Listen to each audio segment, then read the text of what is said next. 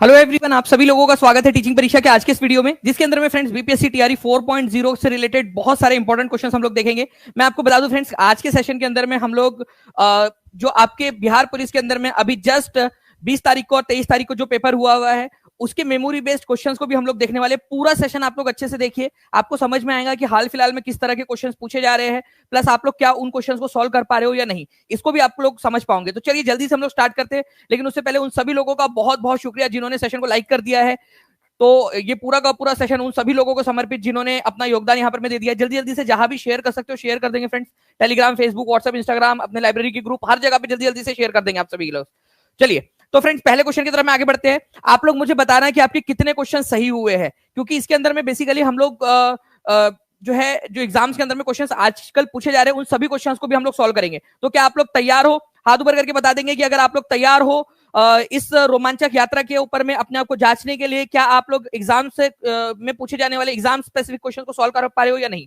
देखिए पहला क्वेश्चन जो है फ्रेंड्स यहाँ पर देखिए, Bihar police constable memory based question है। यहाँ पर 23 जुलाई 2025 को पूछा गया, भारत की दूसरी पंचवर्षीय योजना जो है यहाँ पर मैं बोला गया है कि किस पर आधारित थी, कौन से मॉडल पर आधारित थी। आप लोग बताइए कि क्या मैंने आपको ये पढ़ाया नहीं है? ठीक है, जल्दी बताइए। तो दूसरी पंचवर्षीय योजना, पहली पंचवर्षीय योजना, तीसरी पंचवर्षीय योजना, तीनों हम लोगों ने देखी हुई है। तो दूसरे नंबर की पंचवर्षीय योजना 1956 से लेकर 1961 तक चली थी और ये पीसी महालनोबिस मॉडल पर आधारित थी। याद आ रहा है आप सभी लोगों को? ठीक है, हम लोगों ने इसको देखा हुआ है। देखिए फ्रेंड्स यहाँ पर मैं पेड क्लास के अंदर में भी मैंने पढ़ाया हुआ है, पूरे 5 ईयर प्लान्स मैंने आपको पढ़ाया है सारे के सारे। दूसरी पंचवर्षीय योजना 56 से 61 तक चली थी, पीसी महालनोबिस मॉडल पर आधारित थी। पहली ही लाइन मैंने वो पढ़ाई थी आप लोगों को। इसके अलावा उसकी कितनी विकास दर थी, कितना जो है यहाँ पर मैं आवंटन किया गया था, किसके ऊपर में फोकस किया गया था, हर एक चीज आप लोगों को पढ़ाई हुई है। तो जितने भी बच्चे जो पेड कोर्स में जुड़े हुए हैं वो सारी चीजें अच्छे से पढ़ेंगे, क्योंकि हर वो चीज जो आप लोगों के काम की है वो आपको पढ़ाया हुआ है ऑलरेडी। तो कॉन्ग्रेचुलेशन, आप लोग सेफ हैंड्स में हो और आप लोग जो है सफलता की तरफ में आगे बढ़ रहे हो। ठीक है, बस आपने रिवीजन करते रहनी है। नाउ फ्रेंड देखिए, प्रथम बुद्ध परिषद कब और कहां स्थापित हुई थी, ये भी आपको बताया हुआ है। पहली क्या, मैंने आप लोगों को चारों याद करवाया हुआ है कि जो पहली बौद्ध परिषद थी वो राजगृह में हुई थी, दूसरी वाली वैशाली के अंदर में, तीसरी वाली पाटलिपुत्र में और चौथी वाली कुंडलवन के अंदर में हुई थी। ठीक है, तो पहली वाली जो है फ्रेंड्स राजगृह के अंदर में हुई थी। कब हुई थी ये आप लोगों से पूछा जा रहा है, तो आप लोगों को बता दूं फ्रेंड्स कि 20 का आंसर हो जाएगा। राजगृह के अंदर में हुई थी 483 बीसी के अंदर में। यहाँ पर मैं आप लोग देख सकते हो, ये पूरा आपको पढ़ाया हुआ है। बुद्धिस्ट काउंसिल्स, यहाँ आप देख लीजिए कि एग्जैक्टली वही आया है कि नहीं आया आप लोगों का। राजगृह के अंदर में हुई थी 483 बीसी के अंदर में, बुद्धिज्म वाले टॉपिक के अंदर में आप लोगों को पढ़ाया हुआ है। ठीक है, उसके बाद में दूसरी वाली, तीसरी वाली, चौथी वाली आप लोग यहाँ पर मैं देख सकते हो। ये पेड क्लास का आप लोगों का वीडियो है बुद्धिस्ट बौद्ध धर्म का। ठीक है, जो आपको पढ़ाया हुआ है, हर एक चीज प्रॉपरली आप लोगों को पढ़ाई हुई है। और अभी भी बोल रहा हूँ कि जो बच्चे सफल होना चाहते हैं वो टीचिंग परीक्षा के साथ में जुड़ सकते हैं। तो आंसर क्वेश्चन क्या था आप लोगों का? ठीक है, बौद्ध परिषद कब और कहा जो है स्थापित हुई थी? पहली वाली राजगीरा में हुई थी 483 बीसी के अंदर में। आपको चारों के चारों पढ़ाया हुआ है, मैं रिवीजन करवा करवा के आपको याद भी करवा दूंगा। ठीक है, नेक्स्ट क्वेश्चन जो है फ्रेंड, पिट्स इंडिया अधिनियम ने ब्रिटिश ईस्ट इंडिया कंपनी के वाणिज्यिक और राजनीतिक कार्यों के बीच अंतर स्पष्ट किया। मतलब जो है पिट्स जो इंडिया एक्ट था, ठीक है, उन्होंने क्या किया, उन्होंने बोला कि ब्रिटिश ईस्ट इंडिया कंपनी जो है, ईस्ट इंडिया कंपनी के दो काम है। एक तो काम है व्यापार का, ठीक है, व्यापार उसका काम है, और दूसरा काम है राजनीति का। ठीक है, राजनीति का। तो दोनों काम में डिफरेंस क्रिएट कर दिया कि दोनों अलग अलग काम है और दोनों अलग अलग एंटिटीज के द्वारा किए जाएंगे। ये किया था पिट्स इंडिया अधिनियम ने। ठीक है, पिट्स इंडिया अधिनियम। पिट्स जो है ब्रिटेन के उस समय के प्रधानमंत्री थे, उनके नाम के ऊपर में ये पिट्स इंडिया एक्ट पड़ा था। मैं आप लोगों को बता दूं फ्रेंड्स कि ये एक्ट आया कब था, ये क्वेश्चन आप लोगों से पूछा जा रहा है। ठीक है, तो प्लीज इसको याद रखिएगा आप लोग। ये पिट्स इंडिया एक्ट जो है 1784 के अंदर में आया था। आप यहां पर मैं देख सकते हो फ्रेंड्स कि पिट्स इंडिया एक्ट कब आया था। ये आपको paid class governor general and viceroy part 1 के अंदर में आपको पढ़ाया हुआ है। ठीक है, देखिए रेगुलेटिंग एक्ट कब आया था? 1773 के अंदर में। पिट्स इंडिया एक्ट आया था 1784 के अंदर में। ठीक है, रोहिल्ला युद्ध हुआ था 1774 के अंदर में, वॉरेन हेस्टिंग्स के समय की बात है। 75 से 82 में प्रथम मराठा, और 82 के अंदर में सालबाई की संधि हुई थी। ठीक है, तो सालबाई की संधि कब हुई थी? मराठाओं के साथ में। ठीक है, 1782 के अंदर में, ये भी आपको पढ़ाया हुआ है। तो सारी चीजें, और इस पर क्वेश्चंस भी आपको करवाए हैं, तो ये अच्छे से आप लोग कर लीजिए। पिट्स इंडिया एक्ट था जिसने ब्रिटिश ईस्ट इंडिया कंपनी को ये बोला कि भाई आपके कुछ जो है राजनीतिक कार्य है, जो आप लोगों ने मतलब भारत के अंदर में जो विस्तारवादी उनकी सोच थी, ठीक है, उसको विस्तार करना है, अलग अलग राज्यों के साथ में संधि करनी है, समझौता करना है, युद्ध लड़ना है, और एक काम है व्यापार, जो ईस्ट इंडिया कंपनी का मेन काम था। तो दोनों को स्पष्ट कर दिया, अलग अलग कर दिया पिट्स इंडिया एक्ट ने। ठीक है, तो ये आप लोगों का पिट्स इंडिया एक्ट कब आया था? जल्दी से सभी लोग लिख देंगे, पिट्स इंडिया एक्ट कब आया था। हर एक बच्चा जल्दी से कमेंट के अंदर में लिख देगा। 4 मिनट में 1400 से ज्यादा बच्चे जुड़ चुके हैं फ्रेंड्स। ठीक है, 1100 के करीब आप लोगों ने सेशन को लाइक भी कर दिया है। तो जल्दी से सेशन को लाइक और शेयर जरूर करते रहेंगे। ठीक है, हम लोग 5000 का टारगेट रख रहे हैं। 5000 जो है लाइव और लाइक्स दोनों होने चाहिए। तो आप सभी लोगों की जिम्मेदारी बनती है कि आप हर जगह के ऊपर में जल्दी जल्दी से शेयर करते रहे इसको। ओके, तो पिट्स इंडिया एक्ट कब आया था, जल्दी से सभी लोग लिखेंगे, ये बहुत ही इंपॉर्टेंट है। कब आया था, जिसने जो है ब्रिटिश ईस्ट इंडिया कंपनी के व्यापारिक और राजनीतिक कार्यों को अलग अलग कर दिया। क्वेश्चन ये भी पूछ सकता है कि कौन सा कानून था जिसने जो है बिजनेस वर्क, जो है ट्रेडिंग वर्क और जो पॉलिटिकल वर्क थे, दोनों को सेपरेट कर दिया था ईस्ट इंडिया कंपनी के। पिट्स इंडिया एक्ट 1784 ने। ठीक है, निम्नलिखित में से कौन सी नदी महाबलेश्वर से निकलती है? अरे यार, ये तो आप लोगों का मतलब ऐसा हो गया कि एग्जामिनर शायद टीचिंग परीक्षा का कोर्स ले रखा है और वहीं से पेपर बना रहा है वो। ठीक है, अब आप मुझे बताइए कि महाबलेश्वर से कौन सी नदी निकलती है? क्या ये अभी आपको थोड़े दिन पहले मैंने नहीं पढ़ाया? मुश्किल से एक हफ्ता पहले की बात है, एक हफ्ता पहले आपको पढ़ाया है। और ये देखिए आप लोगों का 23 जुलाई, मतलब कल ही ये क्वेश्चन पूछ लिया गया आप लोगों का। ठीक है, ये कितने बच्चे जल्दी से हाथ ऊपर करके बता देंगे, जितने भी बच्चे थे? एक हफ्ता पहले हम लोगों ने पढ़ा है इसको पेड क्लास में, स्पेसिफिकली बार बार आप लोगों को बताया मैंने। कृष्णा नदी, यहां पर मैं आप लोग देख लीजिए, ये पेड की क्लास आपकी। ठीक है, कि कृष्णा नदी जो है वो महाबलेश्वर से निकलती है, हम लोगों ने ये देखा हुआ था। कृष्णा नदी यहाँ पर मैं आप लोग देख सकते हो, उसकी सहायक नदियां जो है कौन कौन सी, वो भी हम लोगों ने देखा हुआ है पूरा का पूरा। Indian river system part number 8 के अंदर में पूरा डिटेल में हम लोगों ने उसको पढ़ा हुआ है कृष्णा नदी के बारे में। ठीक है, कि महाबलेश्वर से निकलती है महाराष्ट्र के। ठीक है, उसकी कोयना, ठीक है, उसके बाद में जो है मालप्रभा, घटप्रभा, ठीक है, भीमा, तुंगभद्रा, ये सब उसकी क्या है, सहायक नदियां है, कृष्णा नदी की सहायक नदियां। ये आप देख सकते हो महाबलेश्वर से निकलती है। यहां पर मैं आप देख सकते हो स्पेसिफिकली बताया आपको, महाबलेश्वर से निकलती है पेड क्लास के अंदर में। ठीक है, तो इस तरीके से जो है फ्रेंड्स आप लोग ये सारी चीजों को याद रख सकते हो। ओके, तो जो भी सारी चीजें पेड क्लास में कराई है वही आप लोगों को एग्जाम के अंदर में देखने के लिए मिल रही है। जितने भी बच्चे जिन्होंने ये एक हफ्ता पहले ही ये सेशन देखा था, हाथ ऊपर करके बता देंगे। ओके, चलिए, गुड। नाउ फ्रेंड्स, यहां पर मैं आप लोग देख सकते हो कि कृष्णा नदी, ठीक है, सह्याद्री पर्वत श्रृंखला जो है वहां से महाबलेश्वर से निकलती है। ठीक है, और ये इंडियन पेनिनसुला की, ठीक है, भारतीय जो प्रायद्वीप है उसकी दूसरे नंबर की सबसे लंबी नदी है, गोदावरी के बाद में।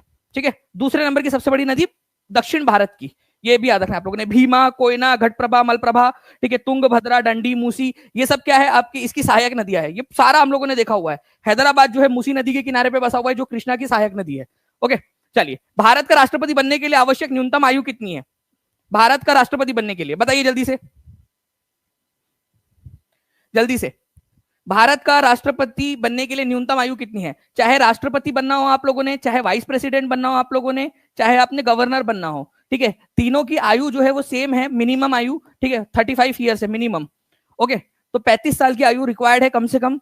आंसर हो जाएगा ऑप्शन नंबर सी। मैक्सिमम कोई भी लिमिट नहीं है। ठीक है, आप कितने भी साल के हो गए आप राष्ट्रपति बन सकते हो, लेकिन मिनिमम 35 ईयर्स होना चाहिए। कितने लोग हैं यहाँ पर में जो 35 के हो चुके हैं, 35 की आयु प्राप्त कर चुके हैं? अगर हो तो हाथ ऊपर कर दीजिए। और कितने हैं जो अभी भी बचे हैं 35 के एज हासिल करने की बची है उनकी? ठीक है, तो जो 35 के हो चुके हैं मतलब वो राष्ट्रपति की दौड़ में शामिल हो सकते हैं, वाइस प्रेसिडेंट भी बन सकते हैं, ठीक है, और गवर्नर भी बन सकते हैं, जो लोग 35 के हो चुके हैं।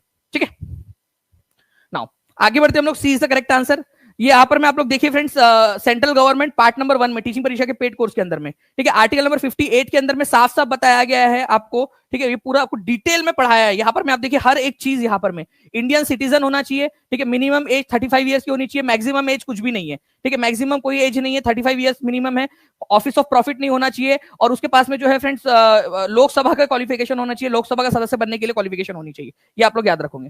ठीक है, हर एक चीज हमने पढ़ी है, आर्टिकल नंबर 58 के अंदर में ये दिया हुआ है, सेंट्रल गवर्नमेंट पार्ट नंबर 1 के अंदर में। तो जो बच्चे ऑलरेडी पेड क्लास में जुड़ चुके हैं वो लोग जल्दी से रिवीजन कर लीजिए। आप लोग को टॉप 100 के अंदर में आना है। आप लोग समझ लीजिए, आप लोगों को जो है टॉप रैंकिंग्स के अंदर में आने के लिए स्ट्राइव करना है। मैंने आपको बोला भी है कि जो टीचिंग परीक्षा का पेड स्टूडेंट है, अगर वो टॉप 100 के अंदर में, जनरल के अंदर में या ओवरऑल रैंकिंग के अंदर में, ओवरऑल की बात कर रहा हूँ, टॉप 100 में आएगा, ठीक है, उसकी 200% फीस रिफंड होंगी और प्लस उसको लैपटॉप भी मिलेगा टीचिंग परीक्षा की तरफ से। आपको मोटिवेट कर रहे हैं ज्यादा पढ़ने के लिए और ज्यादा मेहनत करने के लिए। ठीक है, चलिए, इंडियन नेशनल कांग्रेस जो है फ्रेंड्स आप लोगों का,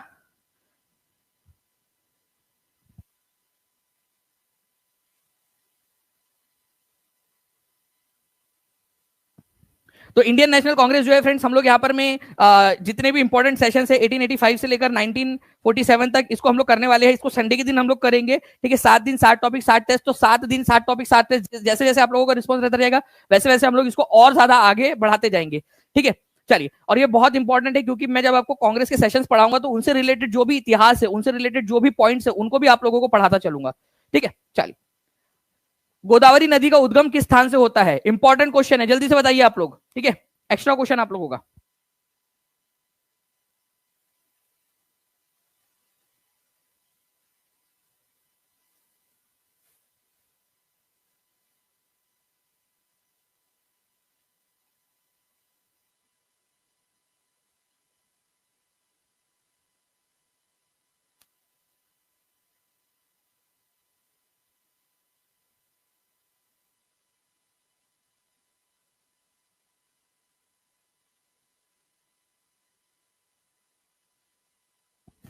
गोदावरी नदी का उद्गम स्थान कहां से होता है ये आप लोगों को बताना था फ्रेंड्स, ठीक है।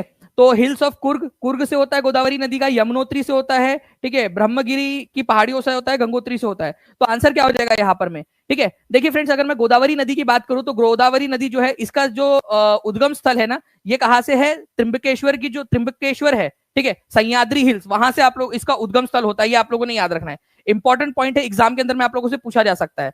अगर आप लोगों से बोला जाए कि कावेरी नदी का उद्गम स्थल कहां से होता है, तो वो ब्रह्मगिरी की पहाड़ी आप लोगों का हो जाएगा। लेकिन अगर आप लोगों से बोला जाए कि गोदावरी नदी का, तो गोदावरी नदी का जो उद्गम स्थल है फ्रेंड्स, ये नासिक के पास में है, ठीक है, नासिक में त्रिम्बकेश्वर, त्रिम्बक, ठीक है, त्रिम्बक, त्रिम्बकेश्वर जो जगह है वहां से इसका उद्गम स्थल होता है, ये आप लोगों ने याद रखना है। तो आंसर जो है फ्रेंड्स यहाँ पर मैं आप लोगों का नन ऑफ द अबव हो जाएगा, क्योंकि आप लोगों ने क्या लगाना है, ठीक है।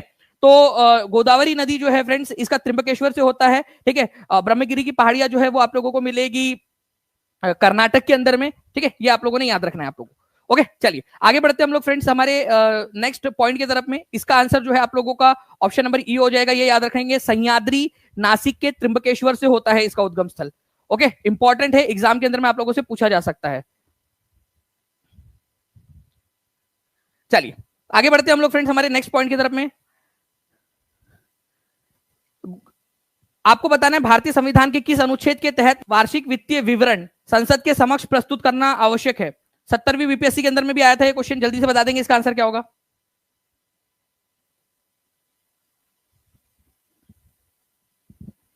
भारतीय संविधान के किस अनुच्छेद के तहत वार्षिक वित्तीय विवरण, ठीक है, संसद के समक्ष प्रस्तुत करना आवश्यक है। तो बजट की बात कर रहा है यहाँ पर मैं। देखिए फ्रेंड्स, भारत के संविधान के अंदर में कहीं पे भी बजट का उल्लेख नहीं किया गया, वहां पर में बोला गया वार्षिक वित्तीय विवरण, ठीक है, एनुअल फाइनेंशियल स्टेटमेंट, ये बोला गया। बजट हम लोग बोलते हैं साधारण भाषा के अंदर में उसको, ठीक है। तो संसद का कौन सा वाला आर्टिकल है हमारे संविधान का जो इसके लिए बोलता है और किसको रिस्पॉन्सिबल ठहराता है कि उसकी जिम्मेदारी है, ठीक है। तो आप लोगों ने याद रखना है फ्रेंड्स कि आर्टिकल नंबर 112 जो है ये कहता है कि संसद के अंदर में हर साल वार्षिक वित्तीय विवरण मतलब बजट प्रस्तुत होगा, कितना पैसा आ रहा है सरकार के पास में, कितना पैसा खर्च करना है, उसका अप्रूवल लेना है। तो ये सारी चीजें जो है बजट या वार्षिक वित्तीय विवरण के अंदर में होती है, ठीक है। ये जिम्मेदारी राष्ट्रपति की है, ठीक है, प्रेसिडेंट की जिम्मेदारी होती है, ये याद रखना है कि हर साल वार्षिक वित्तीय विवरण जो है प्रस्तुत किया जाए।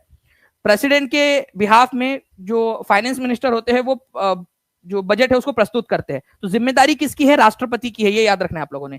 ये क्वेश्चन आपको पढ़ाया भी था, मैंने बताया था कि जब भी बजट प्रस्तुत किया जाता है तो बजट प्रस्तुत करने की जिम्मेदारी जो ऑफिशियली जो हमारे आर्टिकल में लिखा है, आर्टिकल नंबर 112 के अंदर में, वो राष्ट्रपति की जिम्मेदारी है, ठीक है। राष्ट्रपति उसको जो है वो करवाए, प्रस्तुत करवाए। तो आंसर ऑप्शन नंबर सी हो जाएगा इसका, ठीक है।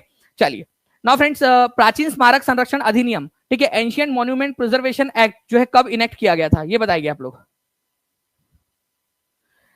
क्या होता था ना, ठीक है, कि वैसे तो हमारे संविधान के अंदर में आर्टिकल नंबर 51 के अंदर में भी बोला गया है, 51A के अंदर में, कि आपकी फंडामेंटल ड्यूटी है कि आप जो राष्ट्रीय महत्व की जो चीजें उनका संरक्षण करें।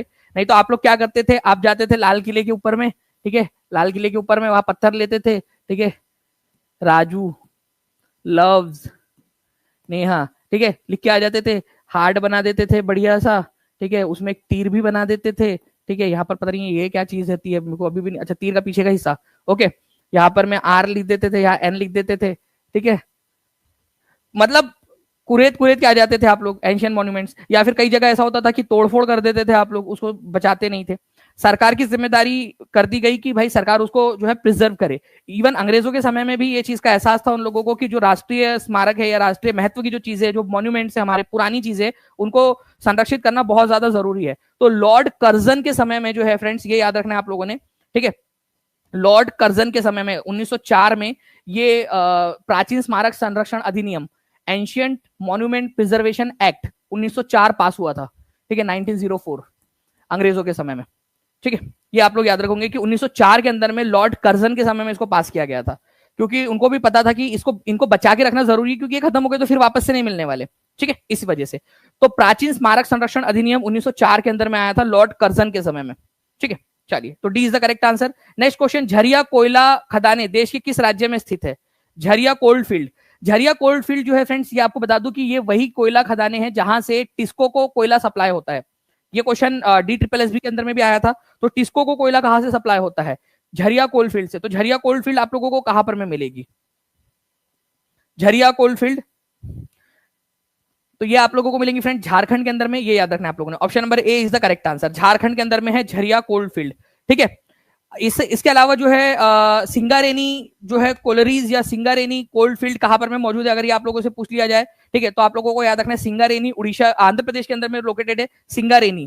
ठीक है, सिंगारेनी, ठीक है, सिंगारेनी आंध्र प्रदेश के अंदर में है।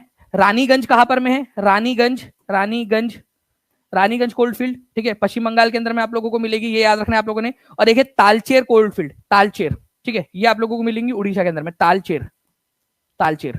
ओके, तो झरिया कोल्ड फील्ड झारखंड में, सिंगारेनी आंध्र प्रदेश के अंदर में है, ठीक है, रानीगंज पश्चिम बंगाल में है, और तालचेर उड़ीसा में। एक बार सभी लोग जल्दी से लिख देंगे इसको, ये पॉइंट्स लिख दो जल्दी से कमेंट के अंदर में। ये पूछा जा सकता है, देखो कभी भी हो सकता है तालचेर आप लोगों से पूछ लिया जाए, हो सकता है रानीगंज कहां पर में ये पूछ लिया जाए, सिंगारेनी कोलफील्ड कहां पर में ये पूछ लिया जाए, झरिया आप लोगों से पूछा ही गया है। तो ये ऐसे क्वेश्चन है जो आप लोगों से अक्सर पूछे जाते हैं। ठीक है, तो जल्दी जल्दी से आंसर कर दीजिए। थोड़ी देर के अंदर में मैं टीम से भी रिक्वेस्ट करूंगा कि जल्दी से टॉप फैन मूवमेंट भी दिखा दिया जाए, और जितने बच्चे जिन्होंने सेशन को लाइक कर दिया वो लोग हाथ भी ऊपर कर देंगे फ्रेंड्स एक बार जल्दी जल्दी से। ठीक है, चलिए, तो ये लिख दीजिए आप लोग जल्दी जल्दी से कमेंट के अंदर में आप लोग, ताकि आप लोगों को याद हो जाए। तो A is the correct answer. Okay, तो क्लास 8 न्यू एनसीईआरटी जो है फ्रेंड्स उसके अंदर में भी यहाँ पर में दिया हुआ है कोलफील्ड कहाँ पर में आप लोगों की। ठीक है, आप लोग यहाँ पर में देख सकते हो, रानीगंज आप लोगों को मिलेगी पश्चिम बंगाल के अंदर में, झरिया आपको मिलेगा झारखंड में, बोकारो भी झारखंड के अंदर में मिलेगा आप लोगों को, तालचेर आप लोगों को जो है फ्रेंड्स मिलेगा जो है उड़ीसा के अंदर में। ठीक है, सिंगारेनी जो है आप लोगों को मिलेगा आंध्र प्रदेश के अंदर में। ठीक है, आगे बढ़ते हैं हम लोग। निम्नलिखित राजवंशों को उनके शासन काल के अनुसार सही क्रम में व्यवस्थित करें, बताइए जल्दी से।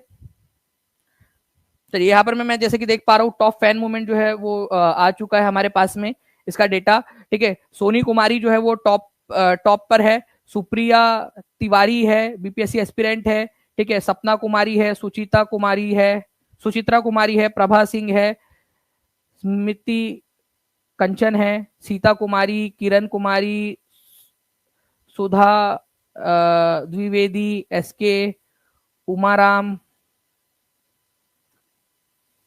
ठीक है, चलिए, ये सारे के सारे लोग हैं जो टॉप फैन मूवमेंट के अंदर में जो कमेंट्स कर रहे हैं उनके अनुसार है, तो आप लोग भी कमेंट्स के अंदर में आंसर्स करते रहेंगे फ्रेंड्स। ठीक है, निम्नलिखित राजवंशों को उनके शासन काल के अनुसार सही क्रम में लगाना है। ठीक है, तो सबसे पहले कौन आए थे, ठीक है, खिलजी आए थे पहले, ठीक है, या लोधी आए थे, तुगलक आए थे, या सैयद आए थे। सबसे पहले जो है फ्रेंड्स गुलाम वंश आप लोगों को पता आया था। ठीक है, गुलाम वंश, ठीक है, जिसको स्लेव डायनेस्टी भी बोला जाता है। ठीक है, इनको ही आप लोग इलबरी तुर्क वंश भी बोलते हो, इलबरी, इलबरी तुर्क। ठीक है, इलबरी तुर्क भी बोला जाता है। उसके बाद में कौन आया था, ठीक है, खिलजी वंश। ठीक है, खिलजी, खिलजी वंश आया। ठीक है, उसके बाद में आया था तुगलक, तुगलक, तुगलक वंश। फिर उसके बाद में आया था सैयद वंश, सैयद। और उसके बाद में आया था लोधी वंश, लोधी वंश सबसे लास्ट में था दिल्ली सल्तनत का। तो गुलाम वंश, ठीक है, इलबरी तुर्क वंश भी इसको बोला जाता है, खिलजी या खलजी वंश, तुगलक वंश, सैयद वंश, लोधी वंश। ठीक है, तो अगर आप लोगों से बोला जाए इनके सही कालक्रम क्या बताना है आप लोगों ने, तो पहले आएगा 4, ठीक है, फिर आएगा आप लोगों का तुगलक आया थे 1, ठीक है, फिर 3 और फिर 2, 4 1 3 2, 4 1 3 2, ऑप्शन नंबर बी में दिया हुआ है आंसर, इसका ऑप्शन नंबर बी हो जाएगा 4 1 3 2। ठीक है, तो ये आप लोगों ने याद रखना था, आप लोगों ने आंसर कर भी दिया है, जैसे कि मैं देख पा रहा हूँ बी आंसर लगाया है बहुत सारे लोगों ने। Okay, B is the correct answer. तो आप देख सकते हो एनसीईआरटी के अंदर में दिया भी है ये। ठीक है, तो तुर्क जो लोग थे, ओके, मामलुक वंश या स्लेव डायनेस्टी इनको बोला जाता है, इलबरी तुर्क वंश या मामलुक वंश भी बोलते हैं इनको, खिलजी या खलजी। ठीक है, फिर तुगलक आए, फिर सैयद आए, फिर लोधी आए। ठीक है ना, अब देखिए बाल गंगाधर तिलक जो है लोकमान्य जो है तिलक के रूप में वो जाने गए कब,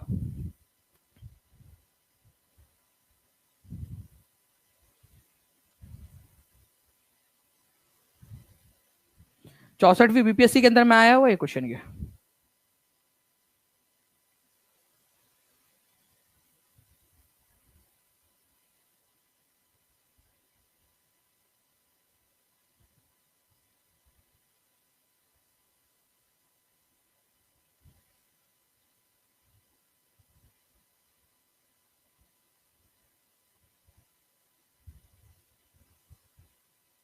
जी, देखिए फ्रेंड्स, यहाँ पर में क्या हुआ कि चापेकर बंधुओं ने जो रैंड था और उनका साथी था आयस्ट, ठीक है, उसकी हत्या कर दी थी। प्लेग कमीशन के अध्यक्ष थे रैंड, और उनके सहायक थे, उनके अंगरक्षक थे आयस्ट। उनकी हत्या कर दी थी चापेकर बंधुओं ने, ठीक है, चापेकर बंधुओं ने। तो जब चापेकर बंधुओं ने इनकी हत्या कर दी तो ऐसा आरोप लगाया कि चापेकर बंधुओं को उकसाने का काम जो है बाल गंगाधर तिलक के जो लेख थे, ठीक है, केसरी के अंदर में जो उन्होंने लेख लिखे थे उसके अंदर में ऐसी बातें की गई थी कि रैंड को तो मार देना चाहिए वगैरह वगैरह, तो इन्होंने उकसाया था, ऐसा आरोप लगा। ठीक है, तो जब सरकार ने उन पर आरोप लगाया, ठीक है, तो उनको जेल हो गई। जेल से जब वो छूटे तो लोगों ने उनको लोकमान्य कहना स्टार्ट कर दिया, पॉपुलर, ठीक है, लीडर, बिलव्ड लीडर, या फिर लोगों का प्रिय नेता, लोकमान्य। ठीक है, तो गवर्नमेंट ने जब उनको रैंड मर्डर केस के ऊपर में आरोपी बनाया, उनको जेल हो गई, और जब वो जेल से छूटे तो लोगों ने उनको लोकमान्य कहना स्टार्ट कर दिया था। ठीक है, तो आंसर इसका हो जाएगा ऑप्शन नंबर सी। ठीक है, चलिए, तो option number C is the correct answer. सरकार ने उन्हें जब रैंड मर्डर केस के अंदर में अभियुक्त बनाया था तो लोगों के मन में उनके प्रति जो है एक आप बोल सकते हो संवेदना जागे, उनके लिए इमोशंस जागे। ठीक है, मन में इमोशन जागे वाला काम हो गया उनके ऊपर, उनके लिए। ठीक है, वो कौन सा प्रथम मुगल बादशाह था जो अंग्रेजों का पेंशन भोगी बना? फर्स्ट पेंशन भोगी, मतलब अंग्रेजों से पेंशन लेने लगा था और अंग्रेजों ने बोला था कि ठीक है इनको पेंशन देंगे हम, ठीक है, लेकिन आप शर्त क्या है कि आपको केवल और केवल अपने दायरे में रहना है। ओके, तो वो कौन सा मुगल बादशाह था जो अंग्रेजों का पेंशन भोगी बन गया और अंग्रेजों से पेंशन लेकर बस अपने जो बहल है बस वही तक सीमित रहता था? तो आंसर हो जाएगा शाह आलम द सेकंड, शाह आलम द्वितीय। ठीक है, ये याद रखना है आप लोगों ने। आंसर हो जाएगा ऑप्शन नंबर, ठीक है, बी, शाह आलम द्वितीय। शाह आलम जो है फ्रेंड्स, इन्होंने बक्सर की जो लड़ाई थी उसके बाद में ये अंग्रेजों का पेंशन भोगी बन गया था। बक्सर की लड़ाई के बाद में हुई थी इलाहाबाद की संधि, इलाहाबाद की जो संधि थी वो हुई थी 1765 के अंदर में, तो अंग्रेजों का पेंशन भोगी बन गया। उसके बाद में अकबर द सेकंड आया, वो भी अंग्रेजों का पेंशन भोगी था, और उसके बाद में जो बहादुर शाह जफर आए वो भी अंग्रेजों के पेंशन भोगी थे। ठीक है, तो शाह आलम द सेकंड अंग्रेजों का पेंशन भोगी था, अंग्रेजों से पेंशन लेकर, ठीक है, अपने महल के अंदर में रहता था। बस ये एक शर्त रख दी गई थी इनके ऊपर में। ठीक है, चलिए, भारतीय राष्ट्रीय कांग्रेस में सम्मिलित होने के लिए सुभाष चंद्र बोस को किसने प्रेरित किया? किसने बोला था कि भारतीय राष्ट्रीय कांग्रेस के अंदर में शामिल हो जाइए? बताइए।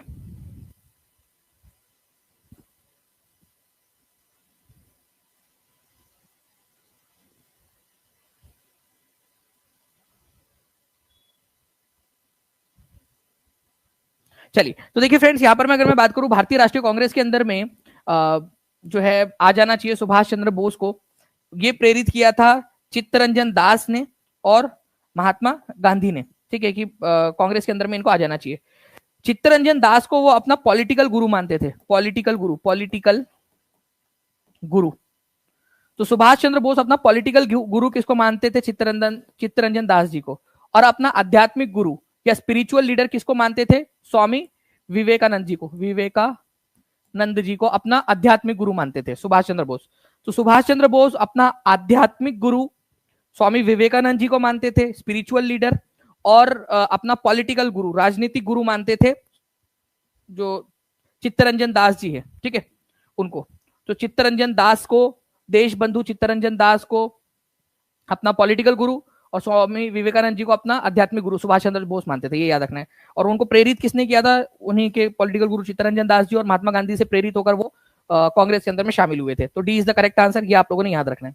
ठीक है, पूछ सकते हैं आप लोगों से। बाकी ये पॉलिटिकल गुरु कौन थे और स्पिरिचुअल लीडर कौन थे, सुभाष चंद्र बोस किसको अपना स्पिरिचुअल लीडर मानते थे, ये भी क्वेश्चन बन सकता है आप लोगों से। ठीक है, चलिए, नाउ फ्रेंड नेक्स्ट क्वेश्चन की तरफ में आगे बढ़ते हैं। किस मुगल सम्राट ने 1617 में ब्रिटिश ईस्ट इंडिया कंपनी को भारत में व्यापार करने की अनुमति दे दी थी? व्यापार करने की अनुमति दे दी कि भारत के अंदर में व्यापार कर सकते हो आप। 2000 लाइक से केवल 45 लाइक्स दूर है हम लोग। जल्दी जल्दी से सेशन को लाइक एंड शेयर भी करते रहेंगे आप सभी लोग। किस मुगल सम्राट ने 1617 में ब्रिटिश ईस्ट इंडिया कंपनी को व्यापार करने की अनुमति दे दी? तो 1617 में मुगल जो बादशाह थे वो थे जहांगीर। तो जहांगीर के समय काल के अंदर में ही ब्रिटिश ईस्ट इंडिया कंपनी को भारत में व्यापार करने की अनुमति मिली थी। तो आंसर इसका ऑप्शन नंबर बी हो जाएगा। ठीक है, नाउ नेक्स्ट क्वेश्चन जो है फ्रेंड, देखिए यहाँ पर मैं आपको बताना है कि निम्नलिखित घटनाओं पर विचार कीजिए तथा उन्हें काल क्रमानुसार व्यवस्थित कीजिए। ठीक है, तो यहां मैं 1 2 3 4 लिख देता हूं, 1 2 3 और ये 4, ठीक है, यहां पर मैं, ओके, 4 है आप लोगों के सामने। तो Simon commission, cabinet mission, first meeting of Indian constituent assembly, quit India movement, बहुत ही सिंपल। साइमन कमीशन का क्या है, अगर इसकी स्थापना कब हुई तो 1927 में हुई थी, भारत कब आया तो 1928 में आया, दोनों ही केस में देख लेंगे हम लोग। कैबिनेट मिशन प्लान जो है, कैबिनेट मिशन प्लान 1946 के अंदर में, ठीक है, ये आया था मार्च के महीने में, मार्च 1946 में। भारत की संविधान सभा की पहली बैठक दिसंबर 1946 में हुई थी, ठीक है, 9 दिसंबर 1946 को। क्विट इंडिया मूवमेंट 1942 में चालू हुआ था, ठीक है। अब आप लोग लगाइए आंसर क्या होगा, जल्दी से बताएंगे आप सभी लोग, कमेंट करके बताएंगे जल्दी जल्दी से। 3000 से ज्यादा लोग देख रहे हैं, एकदम स्पीड में आप लोगों के आंसर्स आने चाहिए।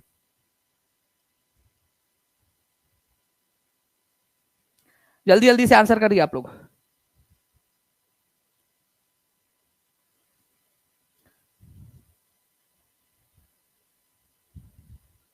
बहुत बढ़िया, आप लोगों ने जो है फ्रेंड्स आंसर यहां पर मैं कर दिए हैं, ठीक है। सबसे पहले आप लोगों का क्या हो जाएगा, 1 हो जाएगा साइमन कमीशन इन सब में, फिर आएगा आप लोगों का 4, 1 4 आपका आंसर होना चाहिए, ऑप्शन नंबर ए में दिया हुआ है, फिर आएगा 2, फिर आएगा 3, ठीक है। तो 1 4 2 3 ए इज द करेक्ट आंसर। राष्ट्रपति के उम्मीदवार के लिए क्या आवश्यक नहीं है, ठीक है, अब बड़ी विडंबना है, ठीक है, जो इसका आंसर है आप लोग खुद से सोचिए कि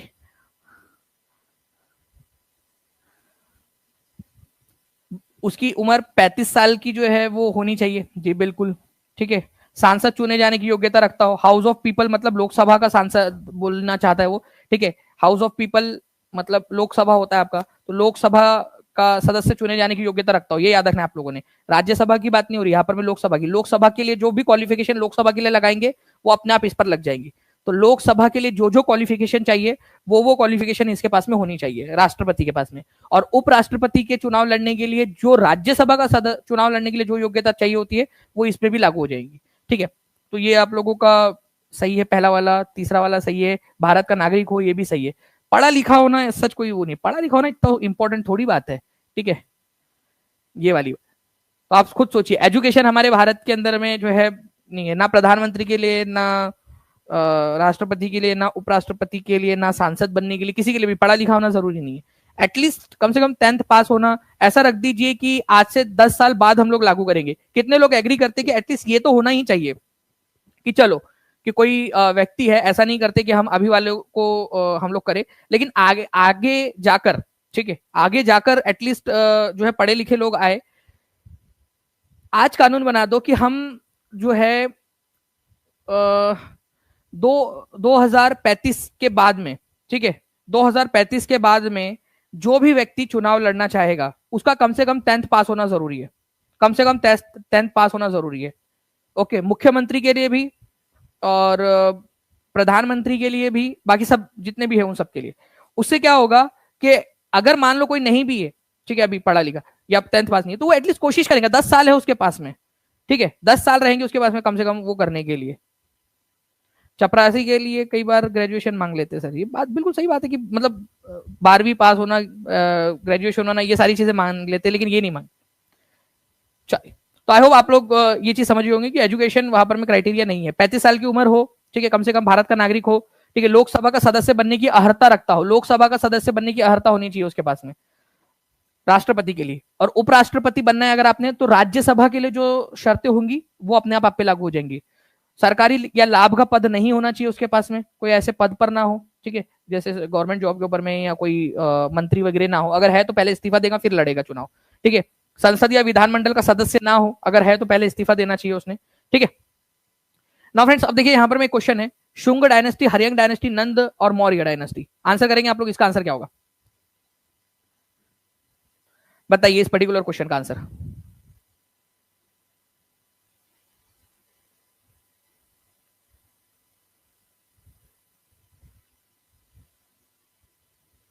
वित्त मंत्री का सीए पास होना जरूरी, किसी ने लिखा है। अब वित्त मंत्री का कम से कम ग्रेजुएट होना तो जरूरी होना ही चाहिए, क्योंकि उसको बहुत सारे फैसले लेने होते हैं, इतना बड़ा बजट, किसको पैसा एलोकेट करना है, कहाँ खर्च करना है, कहाँ नहीं करना है, ठीक है, बहुत सारे डिसीजंस लेने होते हैं। तो देखिए फ्रेंड्स, यहाँ पर मैं अगर हम लोग बात करेंगे मौर्य वंश के पहले के वंश की, ठीक है, तो सबसे पहले जो मगध महाजनपद था उसके अंदर में आया था हरियंक वंश, ठीक है, हरियंक, ठीक है, हरियंक। फिर आया था शिशुनाग, शिशुनाग वंश, हरियंक वंश, शिशुनाग वंश और नंद वंश। ये 3 वंश थे जो मगध महाजनपद के समय के थे। फिर आया था मौर्य वंश, मौर्य, और मौर्य वंश का खात्मा किया था शुंग वंश ने, पुष्यमित्र शुंग जो था उसने, ठीक है। तो शुंग वंश जो था उसने खात्मा किया था, शुंग,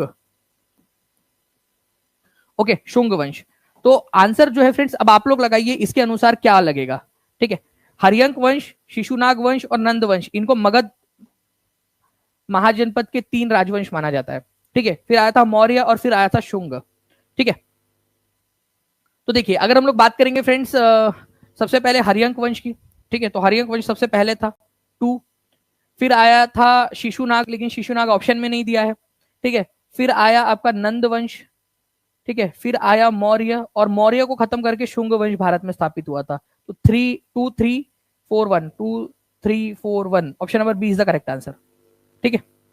तो ये याद रखेंगे, 2 3 4 1, B is the correct answer, ये याद रख लीजिएगा आप लोग। 3200 के करीब बच्चे देख रहे हैं यहाँ पर। मैं फ्रेंड्स जल्दी जल्दी से सेशन को लाइक एंड शेयर भी करते रहेंगे, जहां भी शेयर कर सकते हो, टेलीग्राम, फेसबुक, व्हाट्सएप, इंस्टाग्राम, अपने लाइब्रेरी के ग्रुप के अंदर में भी शेयर कर दीजिए। सभी लोग जहां जहां शेयर कर सकते हो, आप लोगों के लिए एक बहुत ही इंटरेस्टिंग सी चीज भी आने वाली है, ठीक है। हार्डली 10 डेज के अंदर में मैं आप लोगों के लिए अनाउंसमेंट भी करूंगा, इसीलिए ज्यादा से ज्यादा जगहों पे शेयर कर दीजिए, क्योंकि जो ज्यादा जो है जिसके साथी यहाँ पर में रहेंगे, जितने ज्यादा साथी आप लोग जोड़ पाओगे यहाँ पर में, उतना ज्यादा आप सब लोगों के लिए फायदा होगा, ठीक है। चलिए आगे बढ़ते हैं हम लोग फ्रेंड्स। उससे पहले आपको बता दूं कि इंडियन नेशनल कांग्रेस जो है, इसका जितने भी इंपॉर्टेंट सेशन है 1885 से 1947 के बीच में जितने भी सेशंस हुए, उन सबको हम लोग देखने वाले हैं, ताकि कोई भी क्वेश्चन आप लोगों से छूटे ना। 1687 में जब औरंगजेब ने गोलकुंडा किले पर अधिकार किया, उस समय गोलकुंडा का शासक कौन था?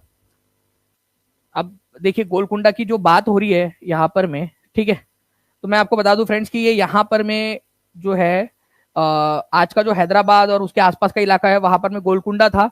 और इधर साइड में जो कर्नाटक वाला इलाका है, गोवा वाला इलाका है, वहां पर में था बीजापुर, ठीक है, और यहाँ पर में था गोलकुंडा। तो बीजापुर और गोलकुंडा दोनों के ऊपर में अधिकार मुगलों के कौन से शासक ने किया था? औरंगजेब ने किया था।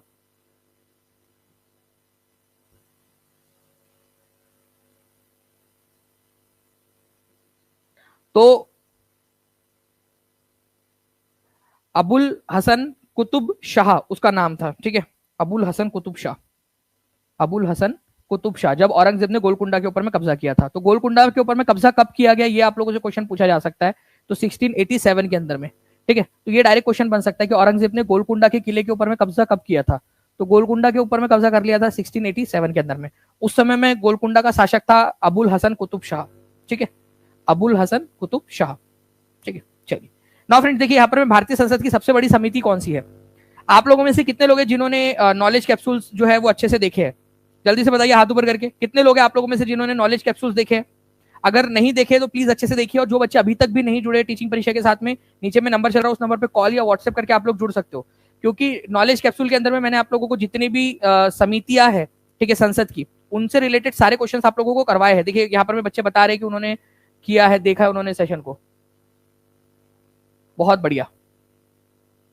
तो ये बच्चे आगे जाने वाले बच्चे, ये लोग जो है आगे बढ़ेंगे। तो आप सभी लोग जल्दी जल्दी से रिवीजन करना स्टार्ट कर देंगे। तो भारतीय संसद की सबसे बड़ी समिति कौन सी होती है, ठीक है, और कितने सदस्य होते हैं उसके अंदर में, कहां से चुने जाते हैं ये सदस्य, ये भी आप लोग बता देंगे मुझे। देखिए फ्रेंड्स अगर मैं बात करूं आप लोगों से, सबसे बड़ी जो समिति है हमारी वो है एस्टिमेट कमेटी, प्राक्कलन समिति। और आप लोगों को बताना चाहूंगा कि इसके अंदर में 30 मेंबर्स होते हैं, और ऑल 30, ठीक है, ऑल आर फ्रॉम, ठीक है, लोकसभा, सारे के सारे लोकसभा से होते हैं। ये आपको ऑलरेडी बताया हुआ है, पूरा डिटेल में हम लोगों ने देखा है। जितने भी बच्चे जिन्होंने सेशन किया है नॉलेज कैप्सूल का, उनको याद होगा, उनको अच्छे से पता होगा, ठीक है। तो अच्छे से मेहनत करते जाइए आप लोग, सारी चीजें आपको पढ़ाई है, ओके। तो एस्टिमेट कमेटी ये याद रखना है आप लोगों ने, प्राक्कलन कमेटी संसद की सबसे बड़ी समिति है। जितने भी मेंबर्स होते हैं 30 के 30 मेंबर सारे लोकसभा से होते हैं, ठीक है, इसके अंदर में। तो ये जो है फ्रेंड्स आज का हमारा सेशन था। मैं आप लोगों से चाहूंगा कि आप लोग अगर चाहते हो कि और भी इस तरीके के क्वेश्चंस आप लोगों को करवाए जाए, बहुत सारी चीजें जो है आप लोगों को इसी तरीके से करवाई जाए, तो आप लोग ठीक है टीचिंग परीक्षा के चैनल को सब्सक्राइब कर दीजिए, जहां भी शेयर कर सकते हो शेयर कर देंगे, चैनल के साथ में जुड़ जाइए। मैं आपको बता दूं फ्रेंड्स की 8th स्टैंडर्ड की जो जी एक न्यूज आप लोगों के लिए आई है फ्रेंड्स, आप लोगों को बताना चाहूंगा कि स्टेट वाइज जो है वैकेंसी रिलीज हो गई है आप लोगों के लिए। ठीक है, मुझे बताया जा रहा है कि स्टेट वाइज वैकेंसी आप लोगों की आ चुकी है, तो इसको हम लोग जो है यहाँ पर मैं आप लोगों के लिए लेकर आ रहे हैं, आप लोगों को पूरा का पूरा इसके बारे में जानकारी दे रहे हैं। तो जितने भी बच्चे केवीएस के लिए प्रिपरेशन कर रहे हैं तो जल्दी से उस सेशन पे भी आ जाइएगा आप लोग। आपके स्टेट में कितनी वैकेंसी है, आपके शहर में, आपके इलाके में कितनी वैकेंसी है, उसका उसका ब्यौरा जो है फ्रेंड्स वो आ चुका है हमारे पास में। ठीक है, तो पूरा ऑफिशियल डेटा आप लोगों के साथ में मैं शेयर करने वाला हूँ। ठीक है, तो जल्दी से आप लोग उस सेशन पे भी आ जाइए ताकि जल्दी से आप लोग देख सके। इसके अलावा मैं आपको बता दूं कि जितने भी बच्चे जो एनसीईआरटी के कोर्स में जुड़ना चाहते हैं, 8th स्टैंडर्ड की एनसीईआरटी आप लोगों की आ चुकी है, उसको भी अब हम लोग जो है स्टार्ट करने वाले हैं। तो जो अब तक एनसीईआरटी कोर्स में नहीं जुड़े वो जल्दी से जुड़ सकते हैं न्यू एनसीईआरटी कोर्स के अंदर में। ओके, चलो thank you very much friends. मिलते हैं हमारे अभी जो हमारा ये सेशन है स्टेट वाइज एनसी जो वैकेंसी आ चुकी है केवीएस की। ठीक है, उसका पूरा का पूरा डेटा मैं आप लोगों को दे रहा हूँ। 1 मिनट में मैं उसके अंदर में आ रहा हूँ सेशन में, जल्दी से आप लोग भी जुड़ जाइए, सभी के सभी लोग।